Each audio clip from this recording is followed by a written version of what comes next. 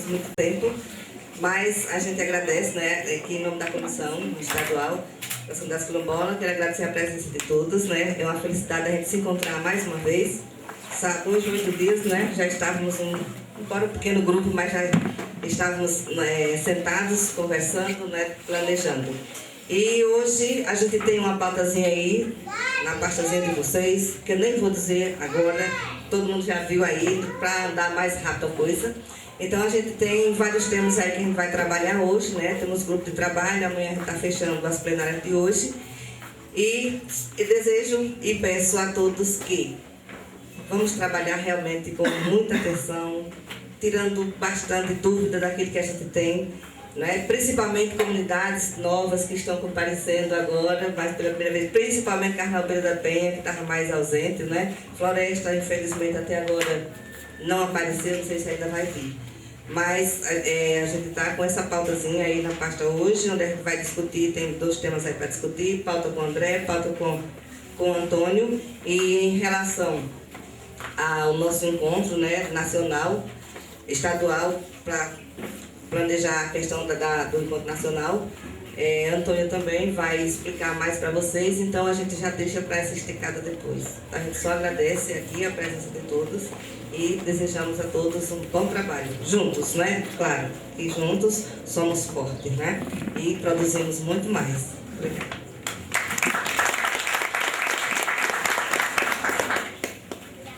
Bem, gente, bom dia, né? Ainda, eu acho que é bom dia a todos e a todas, né? É um prazer imenso estar aqui, né? Ter recebido o convite em nome de todos os trabalhadores e trabalhadoras rurais, e estou aqui representando todo o sindicato, toda a federação, que também são de todos vocês, de outros municípios, né? É um prazer imenso estar aqui e, como a companheira falou, vamos trabalhar, né? O trabalho da tarde, planejando propostas que venham cada vez mais nos ajudar em todos os trabalhos do processo quilombola, né? E estou aqui durante todo o dia de hoje. Amanhã tem outra atividade, mas o dia de hoje estou aqui com todos vocês.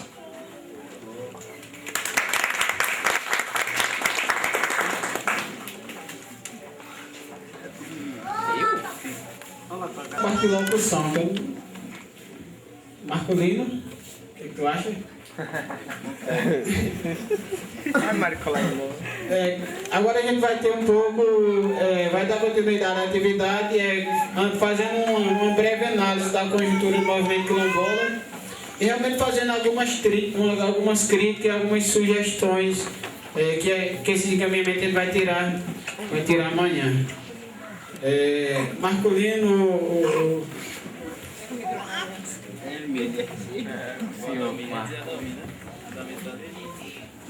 Bem, é isso mesmo. Então, bom dia a todos e a todas. Bem, meu nome é Marcolino, como o Antônio falou. Então,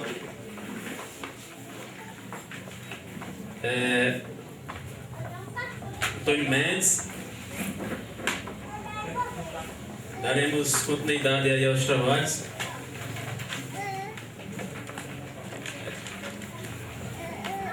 Vou passar aqui para vocês a pauta. Está aqui, o que vai ser, né? Se é com lanche, se é... Então, à tarde de amanhã vai ser o encerramento. Então, essa é a pauta, a nossa pauta do nosso encontro regional sobre as comunidades quilombolas do Sertão.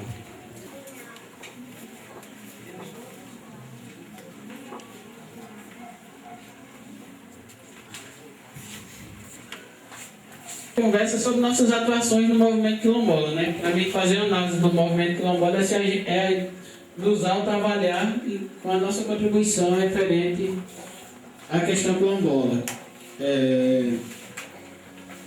Todos nós sabemos que o movimento quilombola passou por vários momentos frágeis, que hoje nós nos encontramos numa fase de falta de desarticulação, né? E nós, as comunidades quilombolas do Sertão, são as comunidades que a gente costuma dizer que são mais articuladas a nível de Pernambuco para obter informações, para fazer momentos como esses. Mas a gente tem essa prática de reunir. Infelizmente, não é uma unanimidade do movimento quilombola. O movimento quilombola não tem construído esse vínculo de comunicação, o que torna cada vez mais o movimento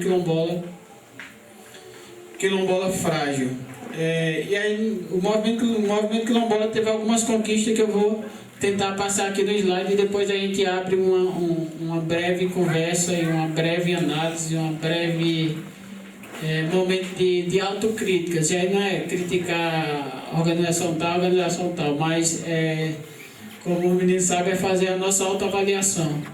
Que nós temos despertado algumas curiosidades referente à minha atuação no movimento quilombola e à sua atuação no movimento quilombola. Mas não cabe a gente dizer que está certo ou cabe errado, ou que está errado. Cabe a gente fazer análise e tirar encaminhamentos concretos que sirva para a gente fortalecer o movimento quilombola. Aqui é o símbolo da Comissão Estadual das Comunidades Quilombolas de Pernambuco. Esse slide não é meu, é o slide da Comissão Estadual, que me autorizaram a usar, mas não é um slide meu. Então é apenas um repasse de uma sistematização melhor pensada a nível de Estado. Primeiro é que nós sabemos que grande parte de nós nos auto-identificamos como quilombola, mas a verdade é que algumas pessoas não sabem conceituar, ou esse conceito de quilombola não é interessante para ele. Aí a gente sabe os N motivos porque não é. Por exemplo, o termo quilombola é um termo que nós não conhecemos, é um termo que foi infiltrado na nossa garganta que a gente assimilou. Se está o caso de Conceição das Crioulas, nós nos identificamos como crioulos de Conceição das Crioulas, não como quilombolas. Mas a partir da Constituição de 1988, desculpa, o termo quilombola foi citado, a qual a gente se encaixaria, a qual a gente faz parte. E aí, por exemplo, algumas comunidades se identificam apenas como comunidades negras rurais. Mas para não ter essas várias nomenclaturas, chegou-se ao consenso ter um nome que identificasse todos, que seria quilombo, que em Yorubá significa povoação negra, né?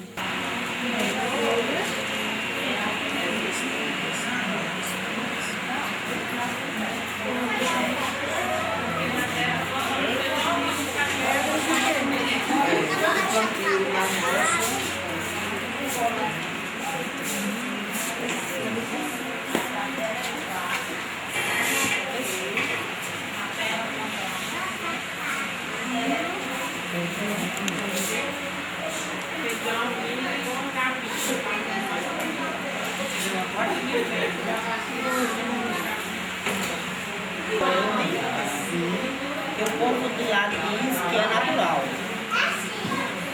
É natural. É diferente, né? É diferente, né? Como é na comunidade? Na pedra bem grande.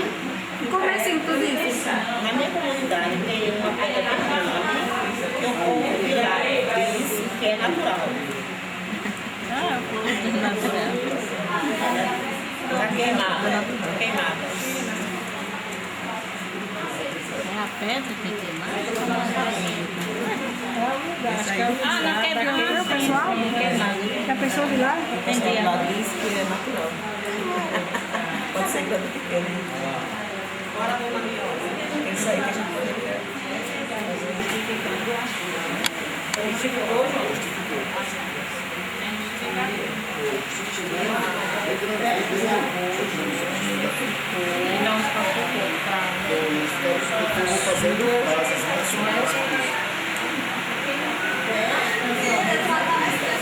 Que é isso, menina?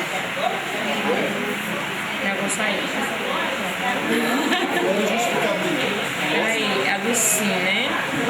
Certo. Diga. A Dulcinha é um 2, né?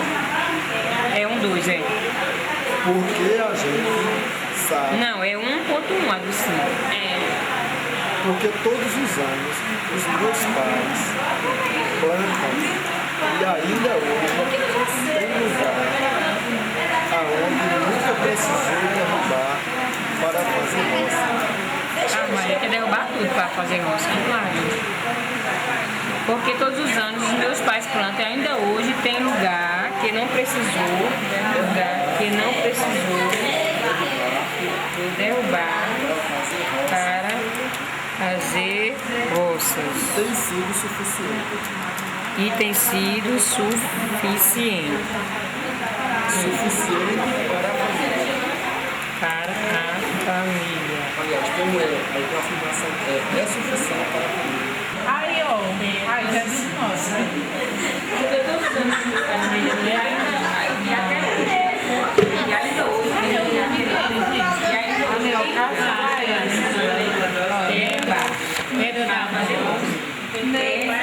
Generoso aqui, ó.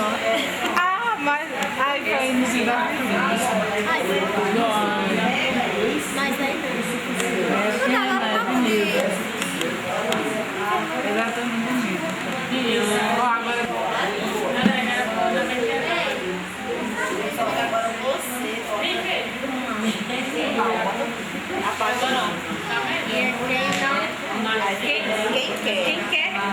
Quem quer adquirir ou aumentar a certo. Quem não quer adquirir ou aumentar a certo. Ai, meu Deus, graças. Ufa! Demorou. Eu já disse tudo essa. Não é suficiente porque é pouca e não dá para trabalhar à vontade.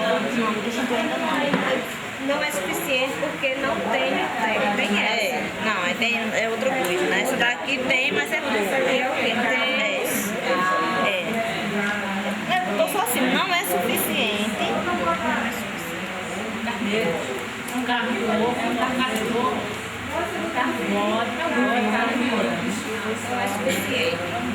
É pouca e não dá. É a mesma pessoa. Não dá para trabalhar à vontade. Ei, graças a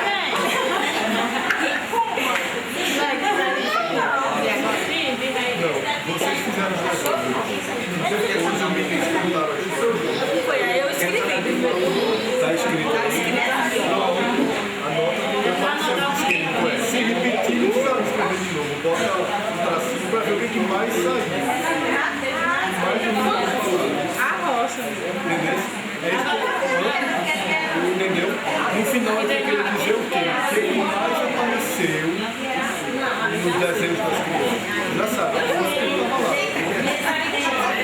mas é bom, porque aí como é pesquisa que está tendo quantitativo, aí botar todos.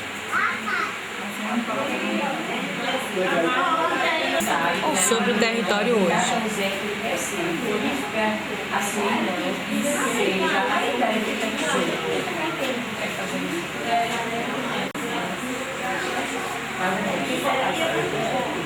Enquanto a gente só responde essa. Tá gravando a voz? Aí depois a gente volta vendo a outra pessoa para o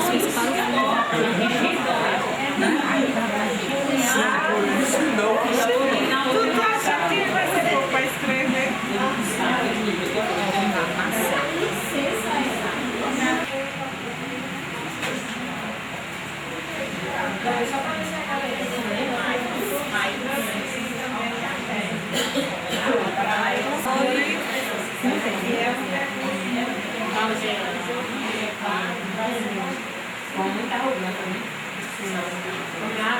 É a outra Sim, porque não tem. Até não tem internet. Aí botou o X. Aí, ó. No caso aqui, o X. Não tem que botar.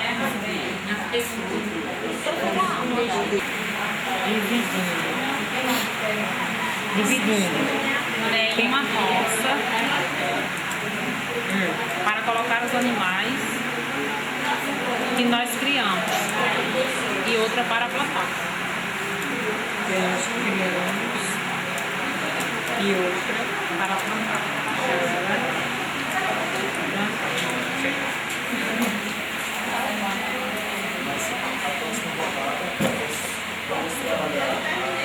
E entre outros.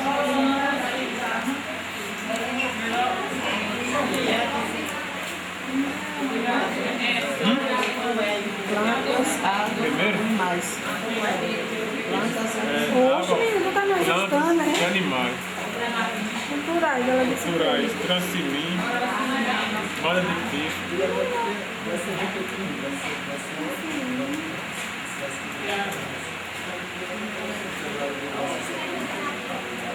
E novembro.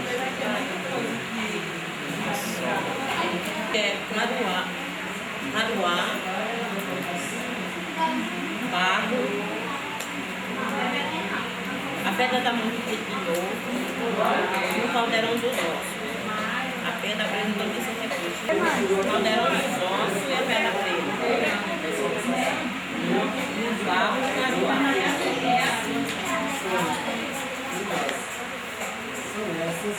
Porra, tá mesmo. Pedra Preta foi lá. A resposta.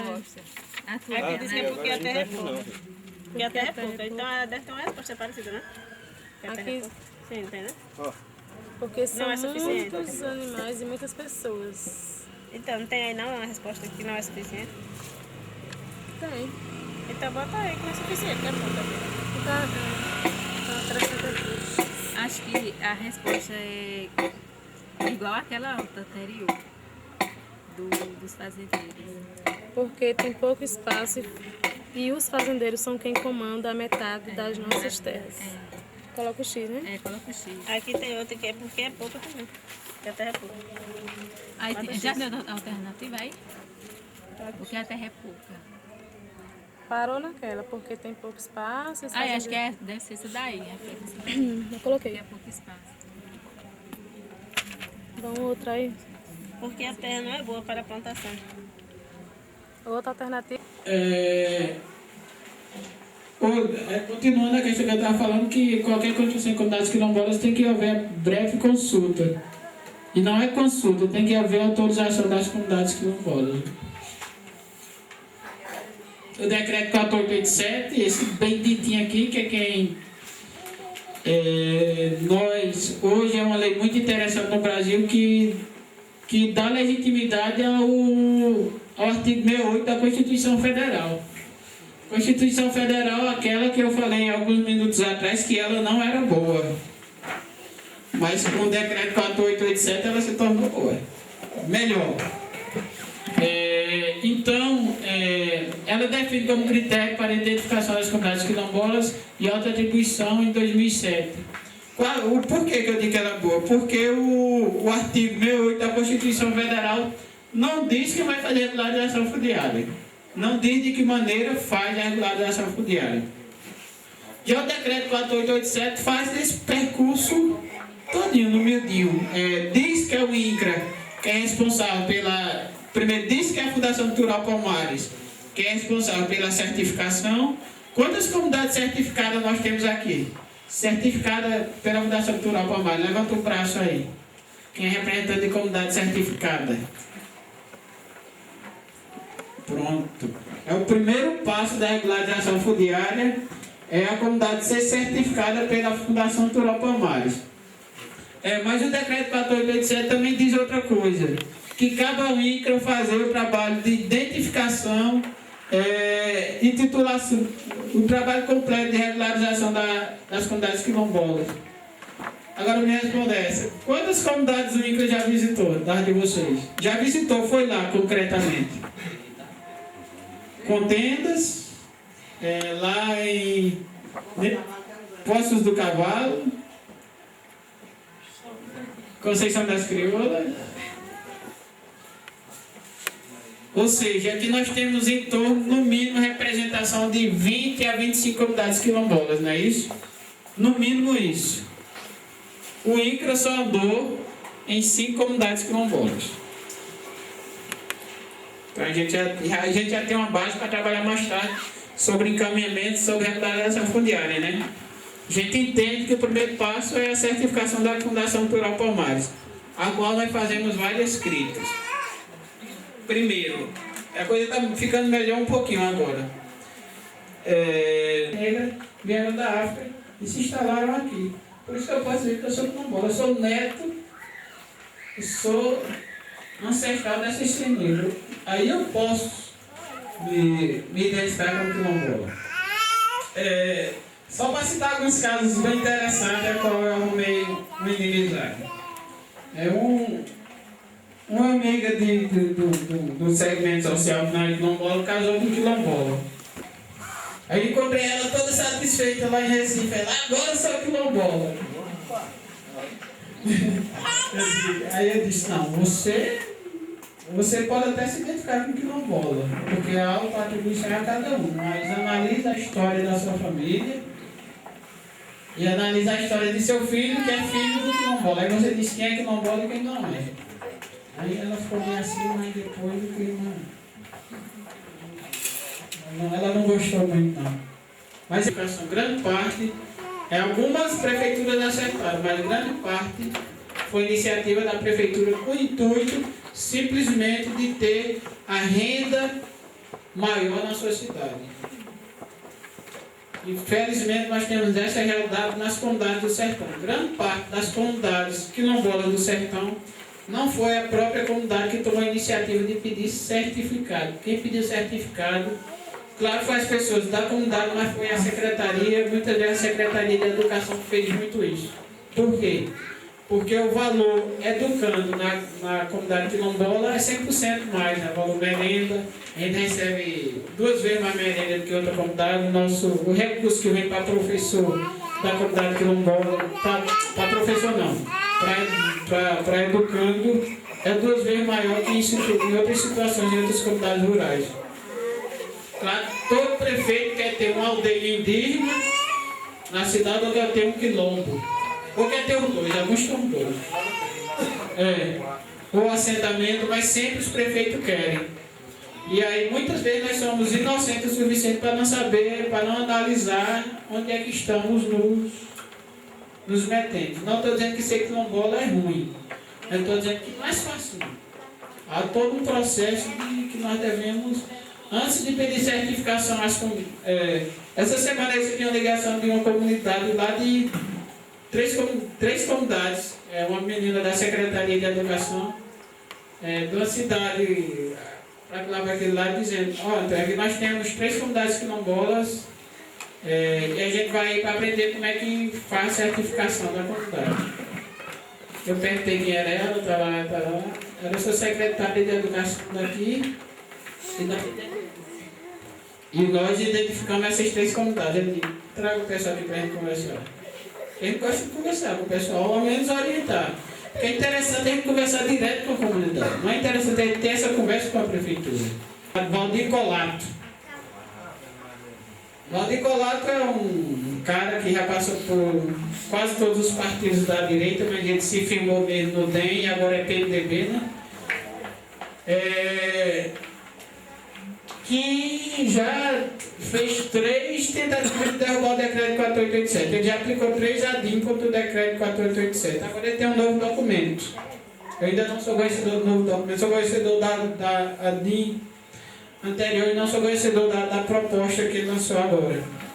Por que ele lançou da proposta? Porque agora em novembro se vencia a previsão de voto da ADIM, do decreto 4887. Ele automaticamente já aplicou outro instrumento para garantir que esse tenha um poder maior de tempo e que ele consiga aprovar. Quem é Valdir Colato? Valdir Colato é um cara que ele está à defesa do latifundiário. Aí se eu perguntar a vocês, quantos negros ou quantos quilombolas votaram em Valdir Colato? Eu sei que vocês não têm essa resposta, nem eu. Mas posso afirmar a vocês que foram muitos. Valdir Colato é um dos candidatos, um deputados federais mais votados na região do Sul. Então isso quer dizer que ele não foi eleito só com voto de fazendeiro, não. Ele foi eleito também com voto de gente pobre, de gente humilde, de gente negra e principalmente de gente que não tem terra. Inclusive dos quilombolas. Por isso que eu estou dizendo, está na hora da gente despertar, está na hora da gente saber o que vai fazer do futuro da nossa vida.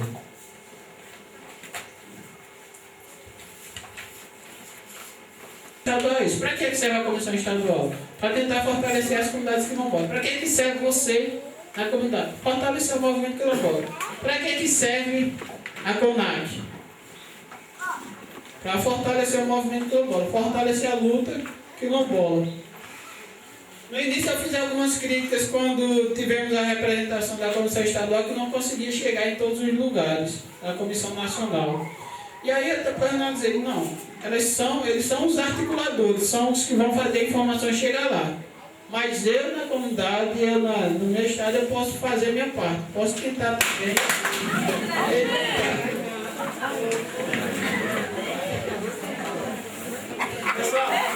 Pessoal, consegue o trabalho agora e no futuro que vai ter. A outra coisa é incentivo ao desenvolvimento local das comunidades quilombolas. Por exemplo, a questão do artesanato, a questão dos beneficiamentos de fruta, a questão das hortas, a questão da sustentabilidade na comunidade. Tem alguns viés que a gente pode conseguir. O Pro-Rural, o Pro-Rural no Estado, o IPA, Embrapa. Claro que todos eles ainda vêm de um conceito que é totalmente retrógrado. É o conceito de defesa da autoprodução, da produção em alta escala. E as comunidades quilombolas não têm muito essa defesa da produção em alta escala, não. Nós temos a defesa da produção para a nossa sobrevivência.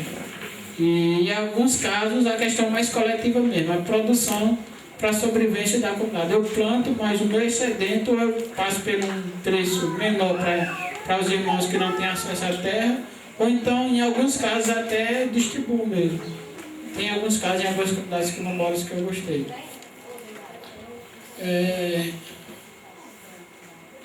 A questão da saúde. Também temos algumas críticas à questão da saúde. Acredito que vocês sabem que o médico recebe em comunidades quilombolas 50% mais. Alguns é 40%, mas o município de Salgueiro, por exemplo, aumentou mais 10%. Entendeu? Tem alguns municípios que conseguem dar mais incentivos aos médicos. Mas por que esse incentivo não chega aos nossos agentes comunitários? Por que esse incentivo tem que ser para o médico e para a enfermeira? E não é para o agente comunitário, que é alguém da comunidade, e pode ter certeza, o agente comunitário nas comunidades rurais, não só quilombolas, trabalham muito mais que o médico. Eu não tenho um pingo de dúvida disso. Mas o médico, para vir para a comunidade, que já é um valor acima das faixas dos outros trabalhos, recebe esse valor, que é no mínimo R$4.000 de contrato do médico, e mais 45% acima, sobe para R$6.500. Para vir, para passar 3 horas na comunidade, 2 vezes ou 3 vezes por semana. E quando acontece, muitos deles têm contrato e nem aparecem nas comunidades. Então é interessante que a gente comece aqui, né? Esse leque de debate. O que foi discutido aqui, nesse momento em que Tom esteve aqui? Qual foi o ponto inicial, né, desse debate? Vocês podem argumentar, vocês podem estar trazendo as suas argumentações, os seus depoimentos, né? O que vocês tiveram dúvidas, o que vocês, né, em algum ponto que seja esclarecido melhor. Então é bom que vocês estejam atentos a isso.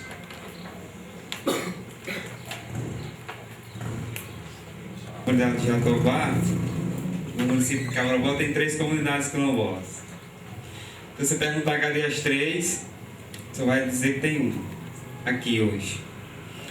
Falta de convite? Não é. Aí entrou aqui na primeira parte, que eu botei assim, comunidades quilombolas, como elas se encontram? Qual é o estado delas? Estado de graça ou de desgraça? Entre aspas. Estado de benefício ou estado de lutar pela luta? É um questionamento que eu fiz. Aí coloquei aqui um outro ponto que ele falou. Ser quilombola não significa estar cobertado por lei. porque lá na nossa comunidade tem muito isso. Se existe lei, se existe decreto, por que a gente não tem direito a isso, não tem direito àquilo? Cadê isso, cadê aquilo? Que ficam só falando que tem direito, falando que não tem. E esse direito foi para onde? Cadê? Eu, particularmente, sempre falo. Como, não é porque Tony falou, mas particularmente eu sempre falo. Tem a lei que é acoberta, mas ela em alguns momentos desacoberta. Porque eu me deixo levar.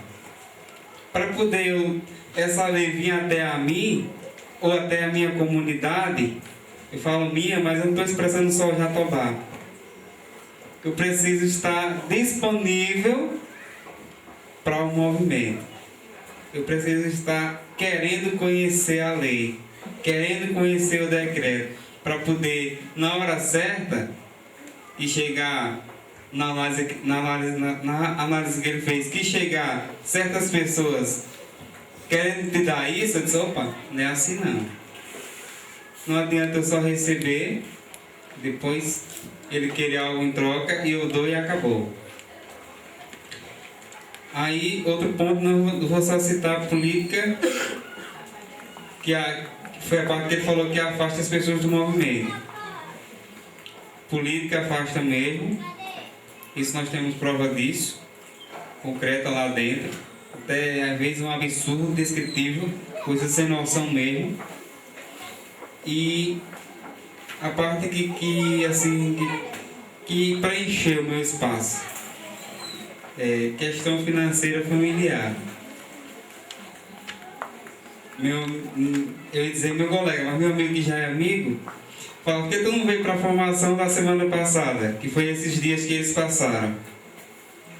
Né? Ontem, quando a gente almoçava, ele perguntou, tu é casado? Ele disse, assim, eu já sei porque você falta tanto os encontros. Entra a parte da questão financeira familiar, não é a questão financeira da associação, do agrupamento, mas é a minha própria se estabilizar para poder eu sair de casa e saber que lá está bem, no termo financeiro. Isso afasta mesmo, porque muitos vão caçar, além da sua comunidade, além da sua cidade, longe essa estabilização. Quando a gente sente falta, já é tarde, porque já foi. Porque nós não estávamos brigando para que isso não acontecesse. Estava brigando para quê? Para que eu conseguisse uma casa, para que eu conseguisse algum benefício, mas não para mim, só para mim. Eu não estava pensando que outros estavam precisando. Uma forma de fazer que não haja evasão deste povo, que não haja saída disso. Aí muitas vezes eu ouço, até da própria esposa mesmo, que é um obstáculo. É um gume de duas facas. Eu estou aqui e estou lá. Eu acho que você não deveria mais estar ou ir às reuniões ou ir em encontro fora. Abre aspas. Eu entendo e desentendo por conta dessa questão. E você falou aí outra parte dessa educação quilombola, que tem que ser quilombola, professor.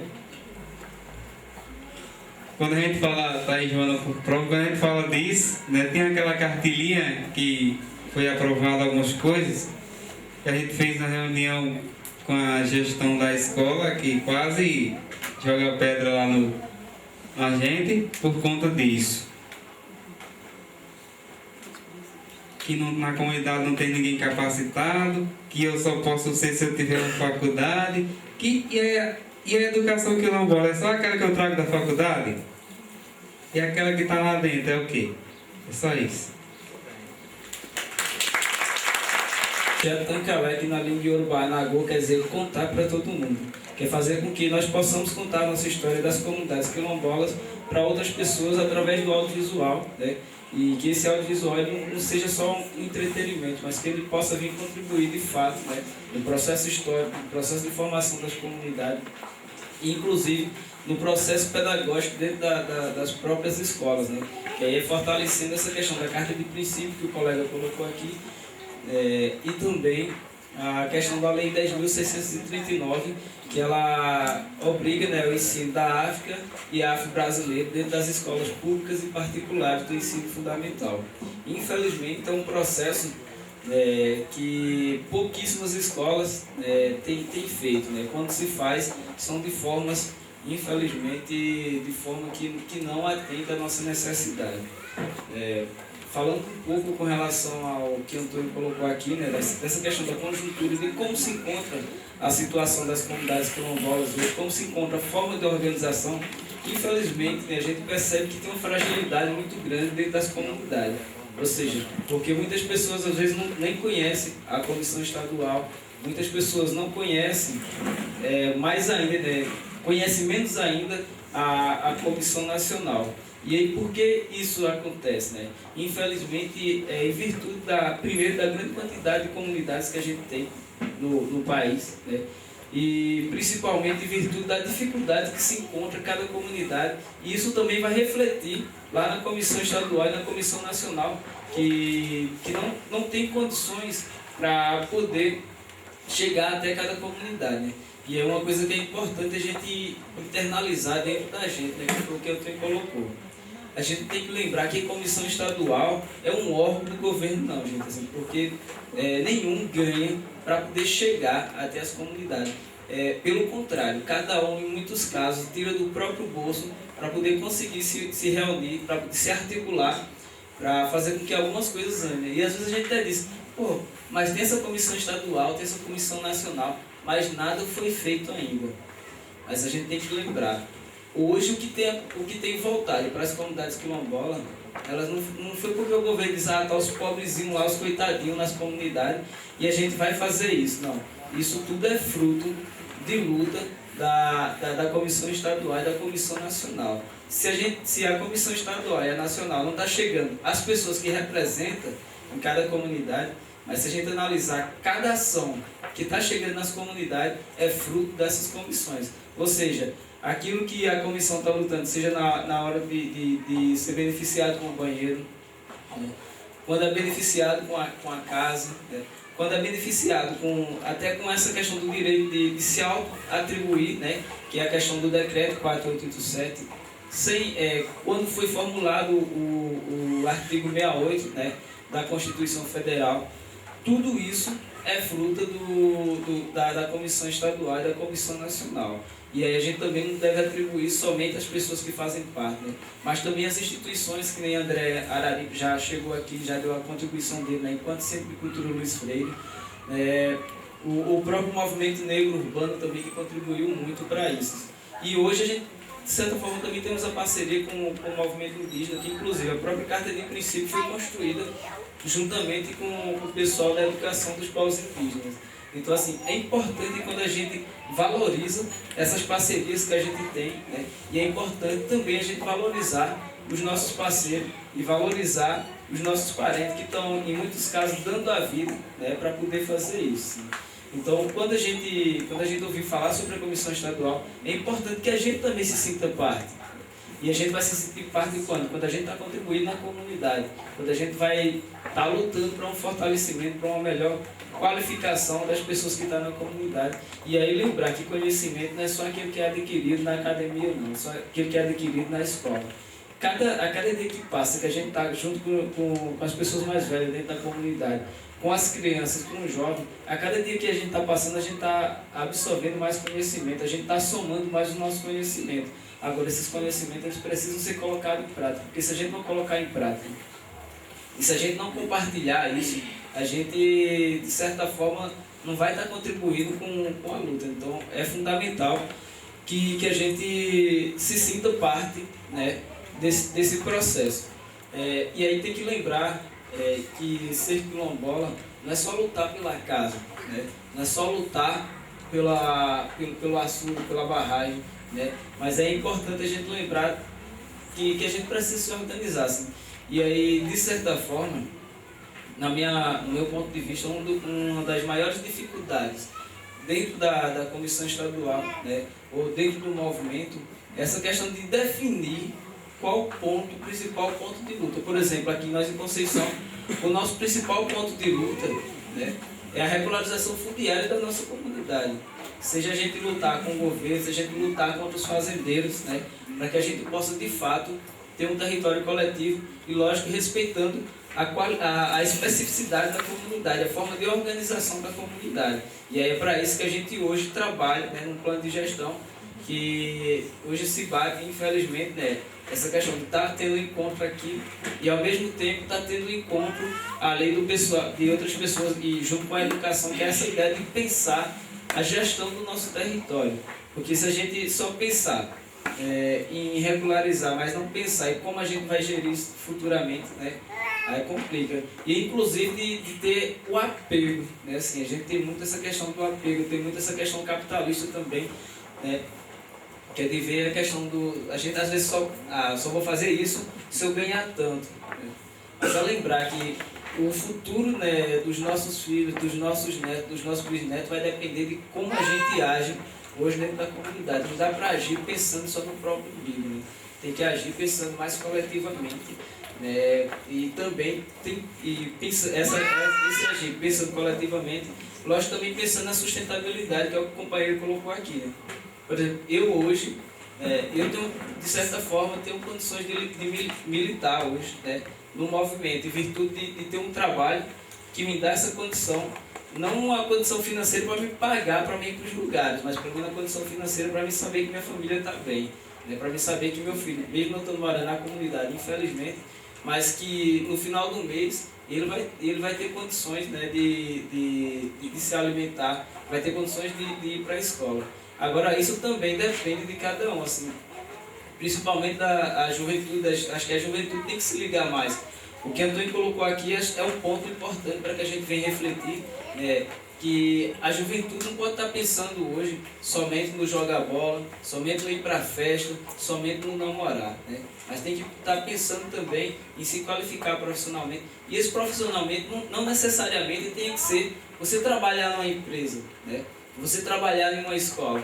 Mas esses elementos, ele tem que se somar também ao que é desenvolvido dentro da comunidade, que a gente pode estar utilizando na comunidade, né, principalmente os elementos naturais da comunidade, e pensando na preservação e na permanência, né, do que a gente, das nossas culturas. Porque se a gente não pensar dessa forma, a cada dia que passa vai dificultando mais. Assim. Porque a gente também não tem que se isolar somente com o que tem na comunidade, mas assim, o que a gente tem de fora que possa trazer para a comunidade para somar e para valorizar mais. Assim. E aí, como exemplo disso, não é porque eu faço parte desse grupo, né?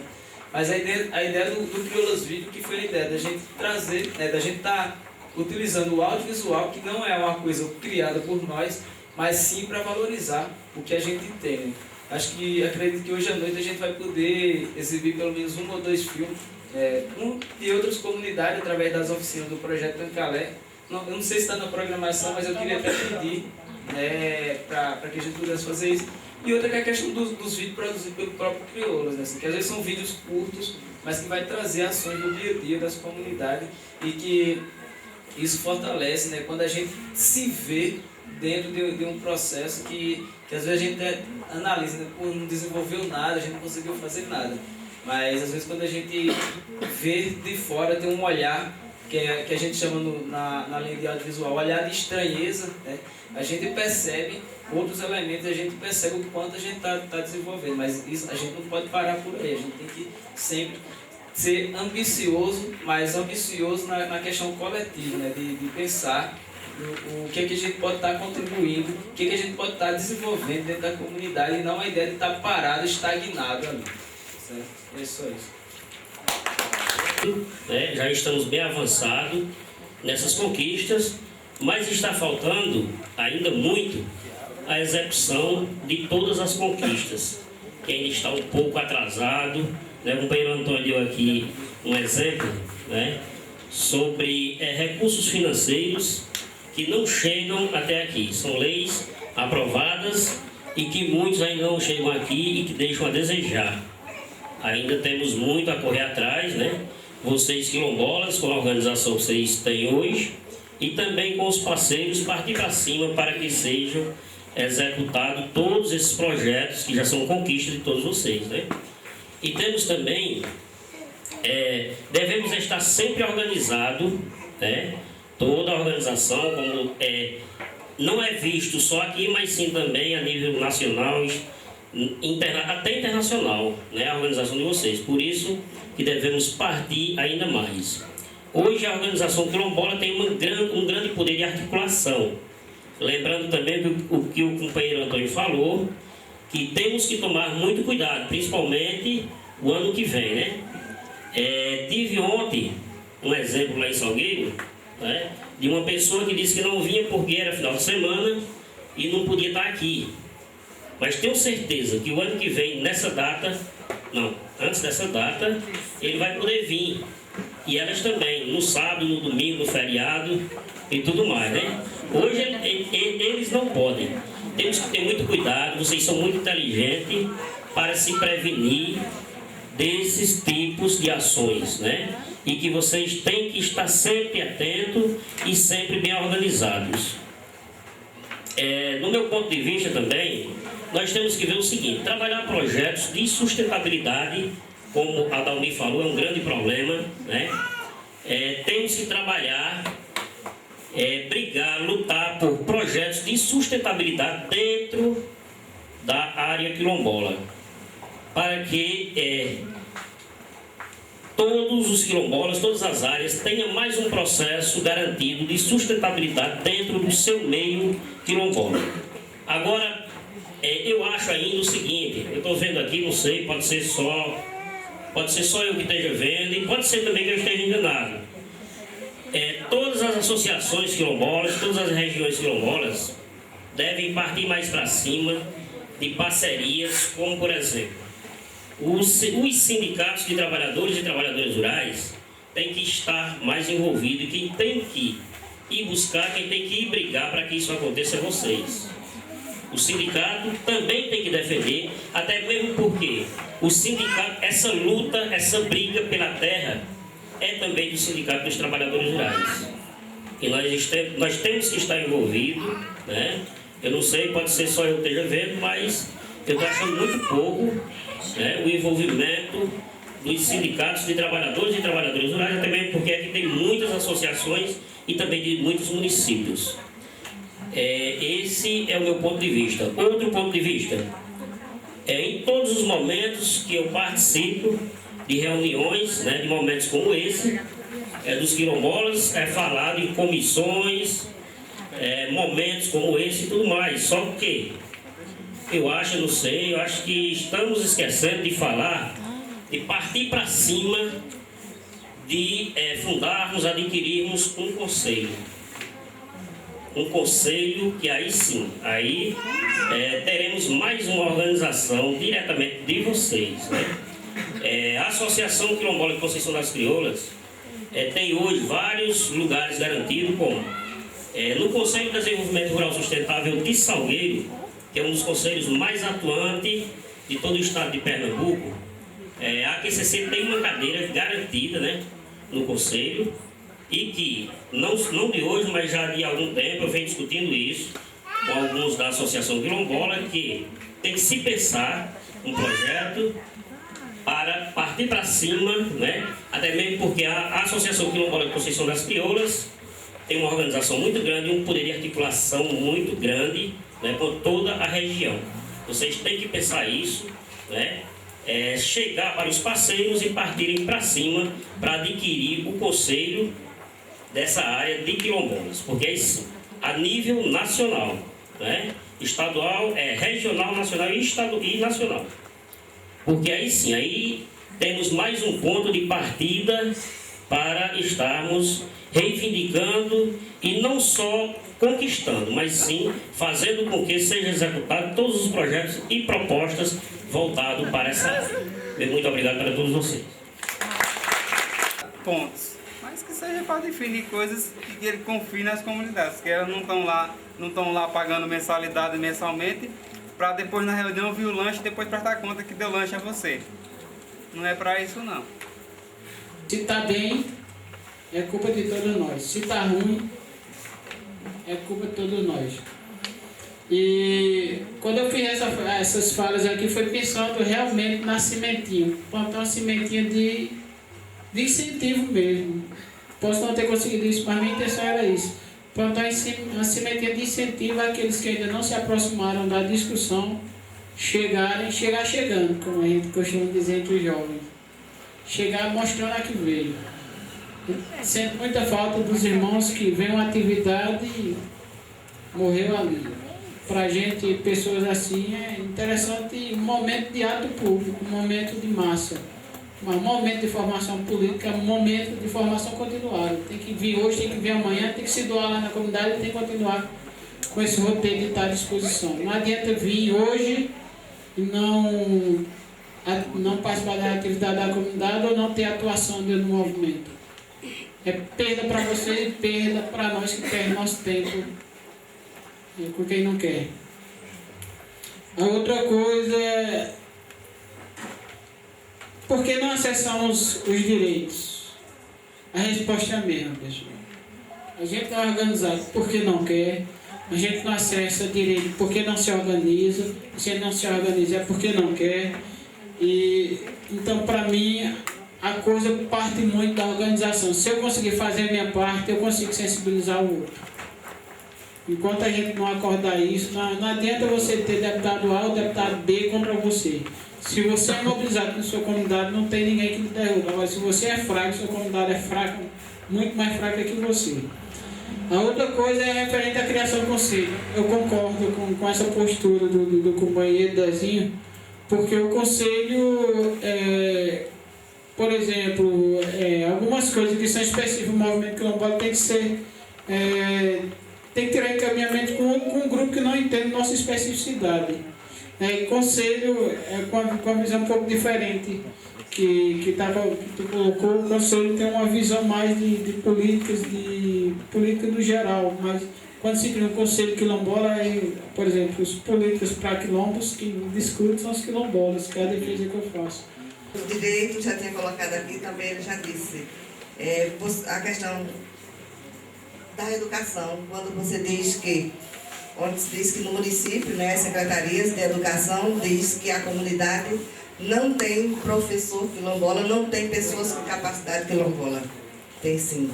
Na comunidade é o que mais tem, mais capacidade do que todo mundo. Porque é lá que a gente nasceu, que a gente cresceu, que a gente conhece a terra, cada cantinho da seca, né, a cacimba que a gente fez, né, a favela que a gente cata, a quixaba que a gente, né, está lá vendo, o umbu está lá dentro do nosso território. Então, é essa a nossa educação, a educação daquele que nasceu, que criou, que viu, que sabe contar a sua história, que preserva a sua história. Então, a gente tem muito. É o que mais a gente tem na comunidade quilombola, desde que a pessoa seja realmente engajada na luta, que tem amor pela terra, amor pela sua gente, amor pela sua ancestralidade, sim. A gente tem professores competentes dentro da comunidade, sem precisar lá ter cursado o ensino médio ou ter uma graduação, uma pós-graduação. Né? Começa daí, né? Que a gente começa a contar a nossa história, a gente aprende na terra, aprende com a terra e convivendo lá com a terra e com a nossa ancestralidade, a nossa história bem antes de nós. Agora, para que isso aconteça, só depende de como o Antônio deixou bem claro aqui. Eita, era a pergunta que eles comentaram, mas vou dizer, né? De cada um de nós que estamos aqui.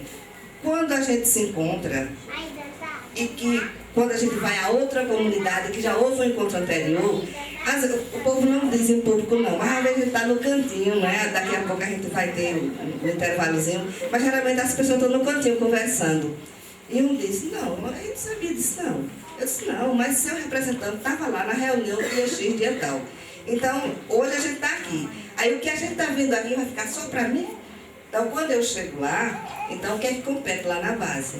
É passar, socializar tudo que a gente viu aqui e a gente tentar levantar, fazer outras propostas, né? Ver outras soluções, ver questão do problema que está surgindo. E o que acontece muito é que a gente veio para aqui hoje, aqui no Rio, pronto, acabou-se. Por isso que a coisa não anda, a base não fica organizada, a base não tem o conhecimento e muitas vezes fica calada, aí daí pergunta, pronto, tá aí nosso direito. Se a gente estiver socializando tudo do começo até agora, a gente sabia onde a gente ia buscar os nossos direitos. Então é isso só que eu queria reforçar, tá? E essas comunidades que façam isso.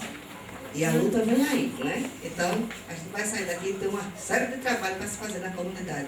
E que vamos deixar de só acontecer a coisa, só ter o conhecimento, o líder, né? Só o líder. Aí daí muita gente diz, eu não quero mais que fulano seja coordenador da comunidade. Por quê? Por essas razões. A gente não pode ser absoluto se a gente está lutando por uma causa comum, né? A gente tem que socializar os encontros, os conhecimentos, traçar normas dentro da comunidade, fazer o nosso plano anual de trabalho dentro da comunidade. Pronto, o que a gente vai fazer? Vamos estudar juntos, né? Já temos vários documentos, várias coisas, vamos estudar juntos. Vamos ler o jornalzinho em conjunto de Conceição das Crioulas, ver como ela está crescendo. Não vamos copiar, mas vamos pensar que a gente poderia ter uma ação semelhante, ok? Obrigada. Boa tarde. André Lino, quer começar? Ou eu começo e passo a bola? Tu começa?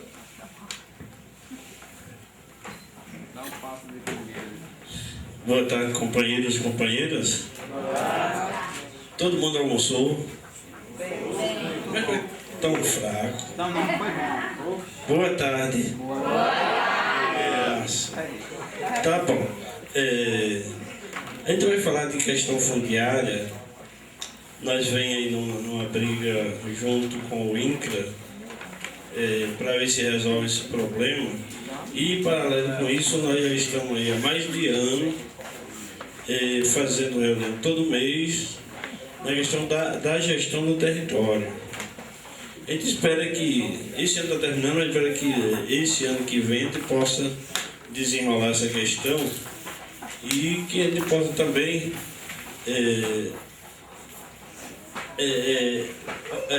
adquirir mais espaços, porque hoje os quilombolas de Conceição das Crioulas, nós temos aí vários exemplos de pessoas que está o pai, o filho, o neto já trabalhando na mesma roça, que já está com quase 100 anos que estão trabalhando na mesma área, todo ano sem dar um descanso à terra por falta de terra para que eles possam trabalhar.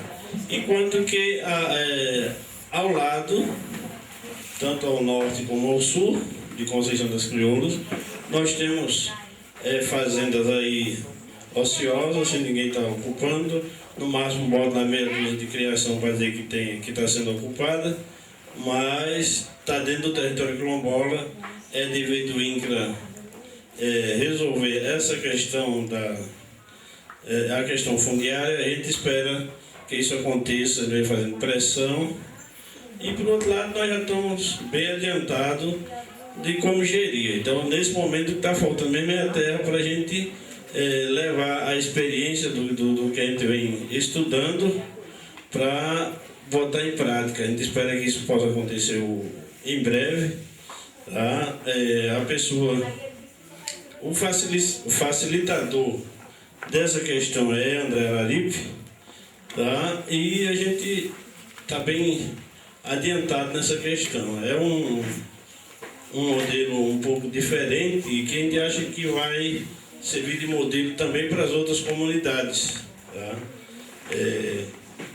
Dia 24 do mês passado, nós fizemos uma pesquisa geral da comunidade. Quem tem terra hoje, como usamos a terra hoje e como pretendemos usar no futuro. Eram essas duas perguntas. E saiu muita coisa interessante. Eu acho que daqui para amanhã a gente vai ter a oportunidade de ver, né? Daqui para amanhã a gente vai ter a oportunidade de ver o resultado dessa pesquisa que foi feita dia 24 de novembro.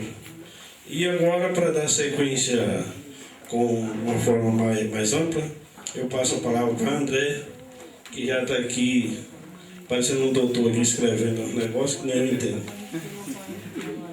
Escrevendo o que você estava falando. Ou alguma coisa, vocês me ajudem. Ele falou que a gente ia falar de regularização fundiária. Foi isso?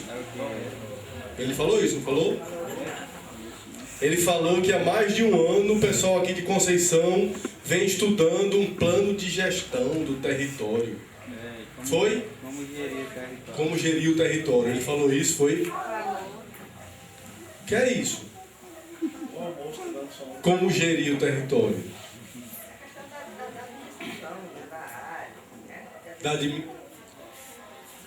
Diz aqui. O que é negócio de gestão do território? Gerir o território. A forma como eu entendo, né? Quando a gente fala gestão.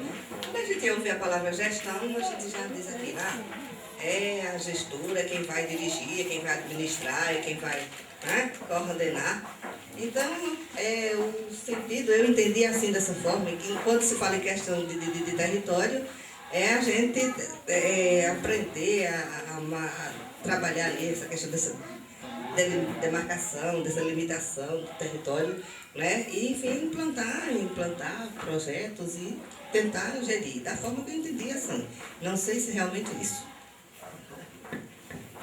Palma para ele. Acho que é isso. A questão não é só regularizar é apenas o início, né? Daí vai haver todo um processo de discussão aqui dentro com a própria comunidade para ver como vai ser seguido não só as delimitações e os trabalhos, mas tudo que vem a garantir um futuro sustentável para todos e todas. Assim, ele falou mais, estamos adiantados. Agora é um modelo diferente de fazer. E vamos levar a passar esse modelo para outras comunidades. Ele falou isso? Falou. E aí, o que é isso? Que modelo é esse? Alguém se conhece? Bom, já se vem falando há muito tempo de questão diferenciada, né? Nós somos um povo diferente, não.